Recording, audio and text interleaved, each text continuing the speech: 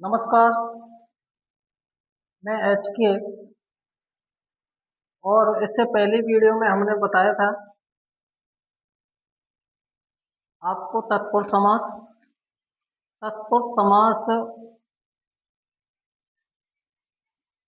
के बारे में बताया था और तत्पुरुष समास के ही दो उपवेद है, कर्मधारय समास और द्विगु समास। तो आज हम कर्मधारय समास और द्विगु समास कराएंगे।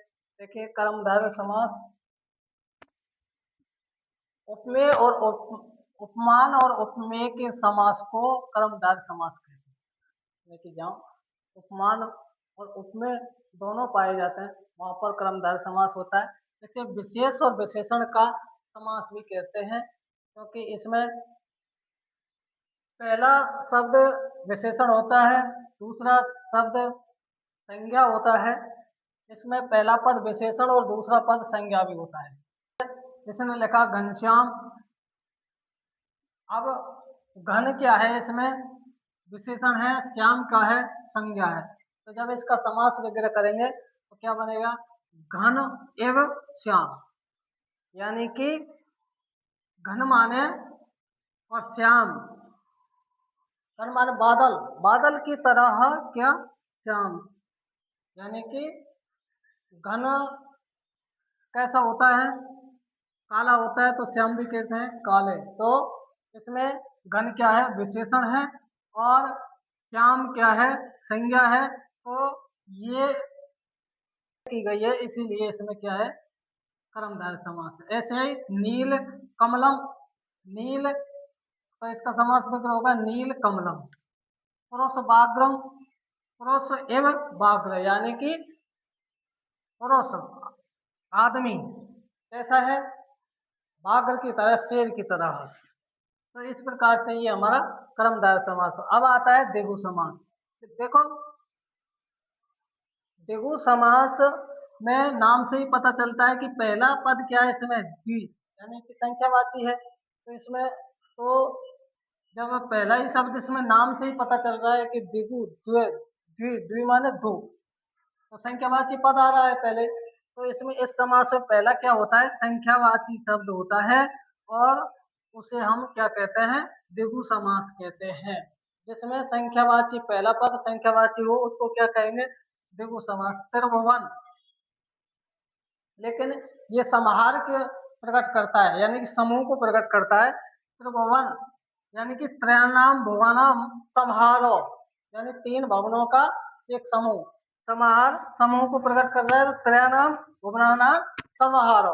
ऐसे ही पंचवटी, पंचानाम भटानाम समाहारो, यानी कि पांच बटी, बटी माने क्या होता है, बड़ का पेड़ को कहते हैं। तो पांच बड़ के पेड़ों का समूह को पंचानाम भटानाम समाहार, यानी कि पांच बड़ के पेड़ों का समूह को हम क्या कहेंगे, पंचवटी। इसमें एक चीज ध्यान रखनी है आपको, अगर नदी के नाम से पहले कोई भी संख्यावाची शब्द आता है तो वो द्विगु समास में नहीं आता है, वो कर्मधारय समास में आएगा। इसीलिए नदी से पहले अगर कोई संख्यावाची शब्द है तो नदी का नाम, जैसे पंचगंगे, पंच यमुना, तो नदी से पहले जब भी कोई संख्यावाची शब्द आएगा तो वो कर्मधारय समास में होगा, ना कि द्विगु समास में।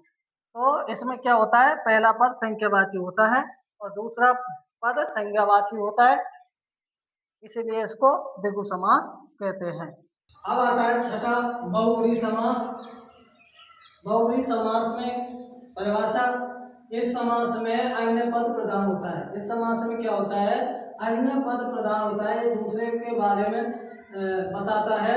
या हम यूँ कहें कि एक पहेली टाइप में होता है, जब दोनों पद मिलकर अन्य पद के विशेषण होकर रहते हैं, यानी कि ये अन्य पद की विशेषता बतलाते हैं, तो इसे बहुब्रीहि समास कहते हैं। इस समास में यस्य से, यस्या सा, ये यस्म आदि शब्दों का प्रयोग करते हैं।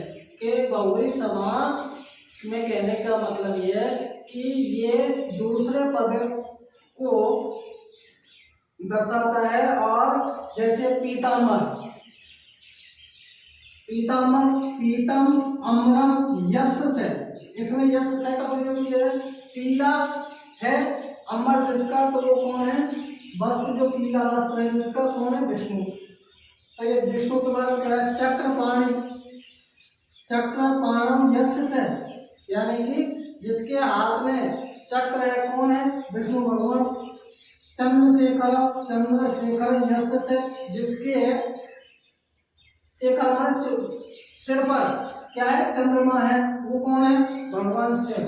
तो ये इस प्रकार से पीताम्बर का हुआ पीतम अमरम यश से, चक्रपाणि का चक्रपाणम यश से, चंद्रशेखर का हुआ चंद्रशेखर यश से। इस प्रकार से ये हमारा बहुव्रीहि समास, यानी कि ये दूसरे की वो बतलाता है, पहली तरह का होता है, तो इसको हम क्या कहते हैं? बहुव्रीहि समास कहते हैं। तो इस प्रकार से हमारे समास पूरे हुए।